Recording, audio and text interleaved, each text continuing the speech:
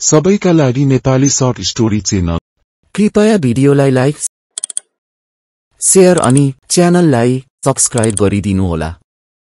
बुद्धिमान किसान र लालची राजा। पुरानो समयको कुरा हो। एउटा सानो राज्यमा राजा वीरसेनको शासन थियो। ऊ साह्रै लालची थियो। उसलाई धन सम्पत्ति सङ्कलन गर्न मात्र चासो थियो। राज्यका जनता गरिब थिए, तर राजदरबार सुनचाँदीले भरिएको थियो।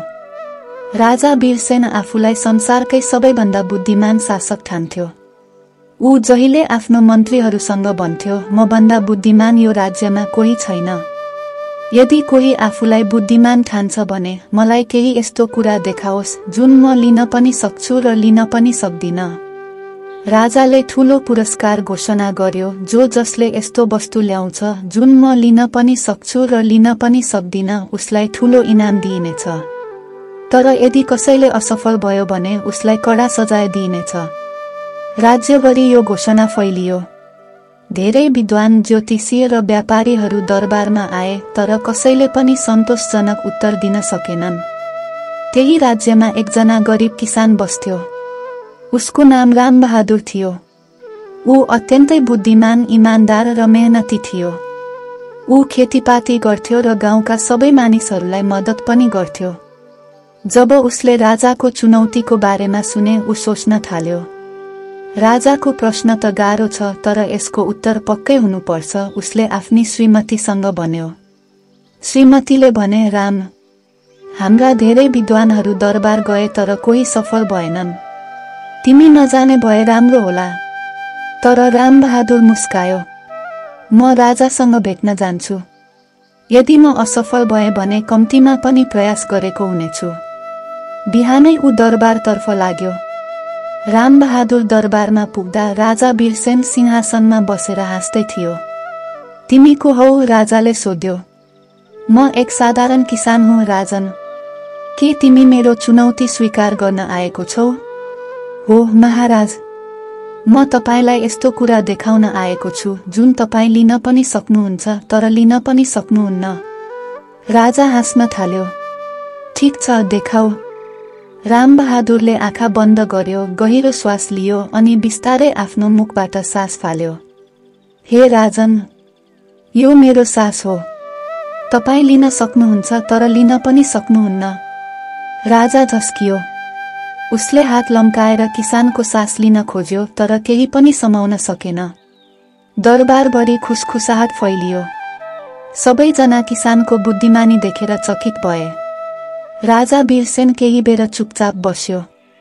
किसान रामबहादुरको ख्याति बढ्दै गएपछि राजाले उसलाई आफ्नो सल्लाहकार बनाउन चाह्यो। एक दिन राजाले फेरि एउटा चुनौती दियो, यदि कोही यी 3 प्रश्नहरूको सही उत्तर दिन सक्छ भने म उसलाई राजदरबारको मुख्य सल्लाहकार बनाउनेछु। राजाका प्रश्नहरू यस्ता थिए। सबैभन्दा शक्तिशाली वस्तु के हो? संसारमा सबैभन्दा चाँडो चल्ने कुरा के हो? सबैभन्दा मूल्यवान चीज के हो? धेरै विद्वान आए, तर कसैले सन्तोषजनक उत्तर दिन सकेनन्। रामबहादुरलाई फेरि बोलाइयो। तिमी साँच्चै बुद्धिमान छौ, राजाले भन्यो। हे राजन, धन, दौलत, शक्ति र अहंकार भन्दा पनि बुद्धि ठूलो हुन्छ। राजाले आफ्नो गल्ती महसुस गर्यो। उसले किसानलाई ठूलो इनाम दियो। त्यसपछि उसले अनावश्यक कर हटाउने आदेश दियो र जनताको भलाइका लागि काम गर्न थाल्यो। त्यस दिनदेखि राज्य समृद्ध भयो। तर किसान रामबहादुरको बुद्धिमान यात्रा त्यही समाप्त भएन। किसान रामबहादुरको ख्याति बढ्दै गएपछि राजाले उसलाई आफ्नो सल्लाहकार बनाउन चाह्यो। एक दिन राजाले फेरि एउटा चुनौती दियो, यदि कोही यी 3 प्रश्नहरूको सही उत्तर दिन सक्छ भने म उसलाई राजदरबारको मुख्य सल्लाहकार बनाउनेछु। राजाका प्रश्नहरू यस्ता थिए। 1. सबैभन्दा शक्तिशाली वस्तु के हो? 2. संसारमा सबैभन्दा चाँडो चल्ने कुरा के हो? 3. सबैभन्दा मूल्यवान चीज के हो? धेरै विद्वान आए, तर कसैले सन्तोषजनक उत्तर दिन सकेनन्। रामबहादुरलाई फेरि बोलाइयो। रामबहादुर दरबारमा आइपुग्यो। राजाले पहिलो प्रश्न सोध्यो, सबैभन्दा शक्तिशाली वस्तु के हो? रामबहादुरले भन्यो, ज्ञान। किनभने बलले मानिसलाई जित्न सकिन्छ तर ज्ञानले संसारलाई जित्न सकिन्छ। राजा खुसी भयो। राजाले दोस्रो प्रश्न सोध्यो, संसारमा सबैभन्दा चाँडो चल्ने कुरा के हो? रामबहादुरले मुस्काउँदै भन्यो, विचार। किनकि कुनै पनि कुरा सोच्नु र कल्पना गर्नु एकै क्षणमा हुन्छ। राजा दङ्ग पर्यो। अब तेस्रो प्रश्न आयो, सबैभन्दा मूल्यवान चीज के हो? रामबहादुरले उत्तर दियो, समय। किनभने पैसा, शक्ति र सम्पत्ति गुमेपछि फेरि कमाउन सकिन्छ तर गुमेको समय कहिले फर्किँदैन। राजा अत्यन्तै प्रभावित भयो। तिमी साँच्चै बुद्धिमान छौ, राजाले भन्यो। तिमी मेरो मुख्य सल्लाहकार हुनेछौ। रामबहादुरले शिर निहुरायो। हे राजन, म किसान नै राम्रो। मलाई माटोसँग रहन दिनुहोस्, तर म जहिले तपाईलाई सत्य सल्लाह दिनेछु। राजाले हाँस्दै स्वीकृति दियो। तर राजाको न्यायप्रियताले केही लोभी व्यापारीहरू खुसी थिएनन्। उनीहरू किसान रामबहादुरलाई हटाउन चाहन्थे। एकजना व्यापारीले राजालाई उक्सायो, हे राजन, यदि रामबहादुर साँच्चै बुद्धिमान छ भने उसले कसरी प्रमाणित गर्न सक्छ कि मानिसको सबैभन्दा ठूलो परीक्षा के हो? राजा फेरि किसानलाई बोलायो।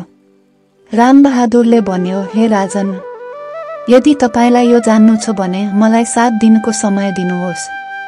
7 दिनपछि किसानले एउटा भव्य भोज आयोजना गर्यो। सबैलाई राम्रो खाना दिइयो तर व्यापारीको खानामा नुन हालिएन। जब व्यापारीले खाना खाए उसले करायो, यो खानामा त नुनै छैन। रामबहादुर मुस्कायो। यो नै जीवनको सबैभन्दा ठूलो परीक्षा हो, सानो चीजको मूल्य थाहा नपाउनु। मानिसहरू धन, शक्ति र प्रसिद्धिको पछि लाग्छन् तर नुन जस्तो सानो चीज बिना जीवन अपूर्ण हुन्छ। राजा फेरि प्रभावित भयो। व्यापारीको चाल असफल भयो। तपाईलाई आजको कथा कस्तो लाग्यो? कृपया प्रतिक्रिया दिनुहोला।